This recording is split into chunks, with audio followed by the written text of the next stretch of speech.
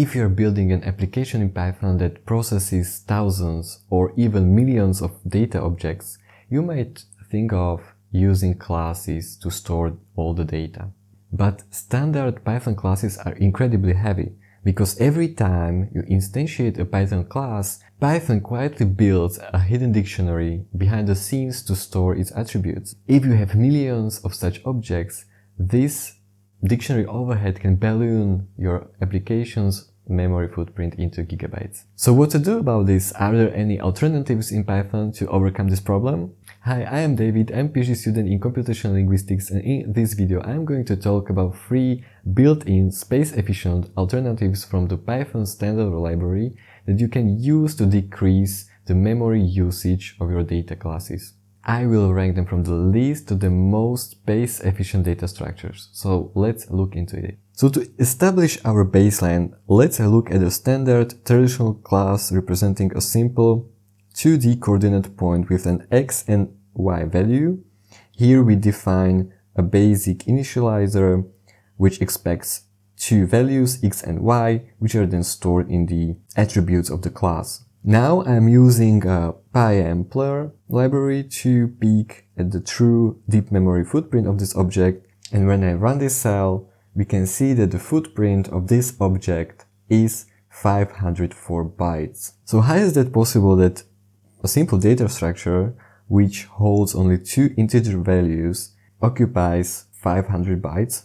So as I said, the reason is the hidden dictionary which is stored within the class. To understand this, imagine that you rent a storage locker, but instead of giving you a shelf, the facility forces you to buy a big expandable cabinet and place it inside the locker. Even if you put only 2 pieces of paper inside the locker, the cabinet itself takes up a ton of physical space. This is exactly what a standard Python class does. It allows you to arbitrarily add new variables as attributes to the class, because there is a dictionary which maps the attribute names to attribute values. And it can be done from any method, from any place, even outside the class. In our case, we have only 2 coordinates. And even though you never add a third attribute to this class, this dictionary is reserved for this functionality and it takes the space. Let's look at the simplest way how to remove this overhead using dictionary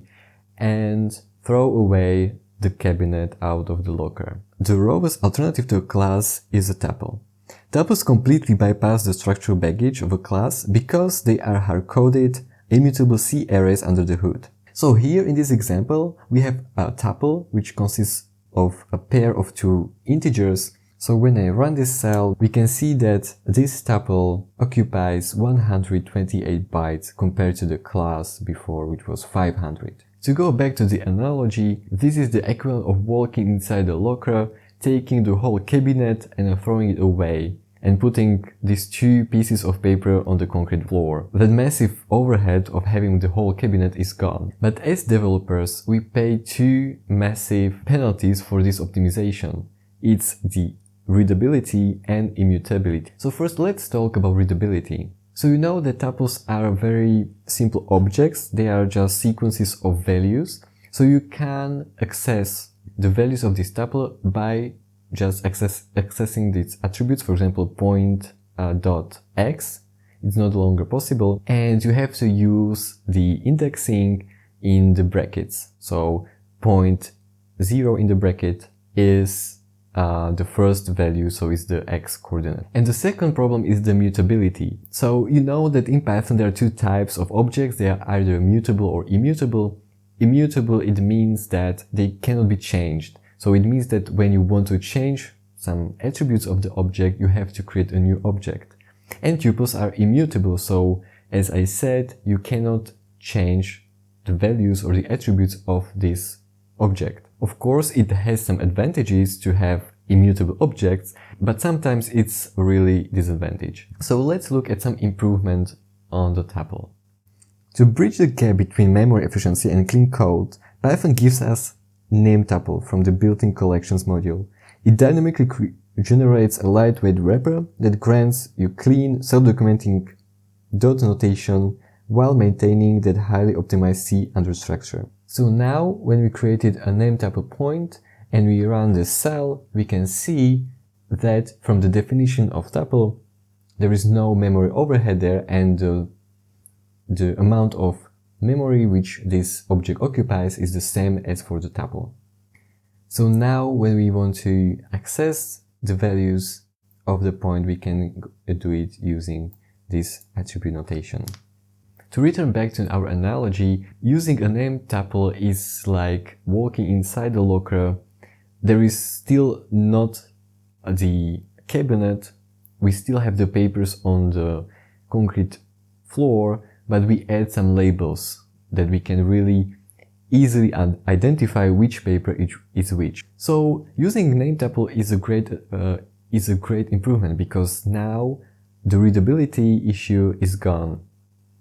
But there is still another issue, and that's the immutability. Another problem with name tuple is that when we want to use some advanced functionality, for example, we want to add some methods, some inheritance, etc. So now we are moving to the third built-in alternative, how to store your data. So in Python 3.7, a data class was introduced. So you can import a data class from the data classes module and use this decorator data class to your class.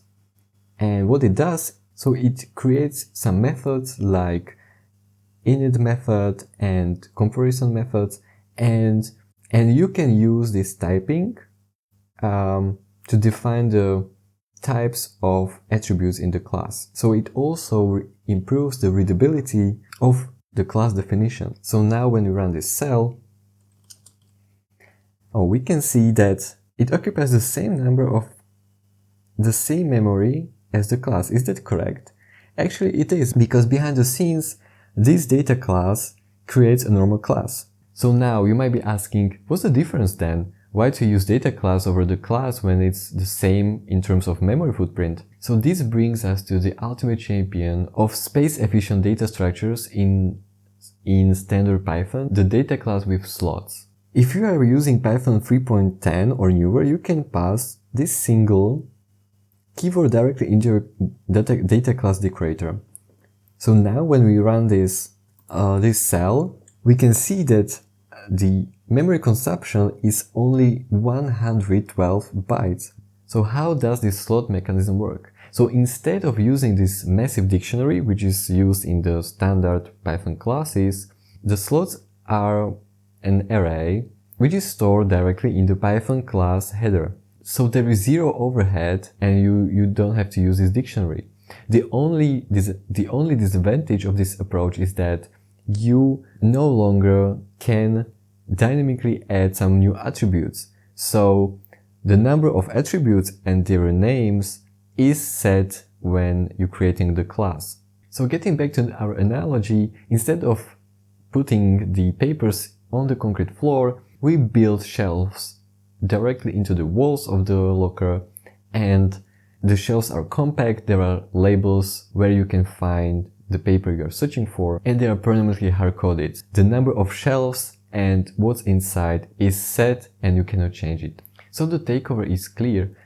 Don't stop using the standard unoptimized Python classes for processing data. If your data is read-only and immutable, you can use name tuple. But if you want to use a modern high-performance object where you can use some inheritance methods, which attributes you can change over time, and you don't mind that you cannot add new attributes, definitely go for data class with slots attributes set to true. So thank you very much for watching this video. I hope that you liked it. If you did, consider subscribing, and see you in the next one. Bye.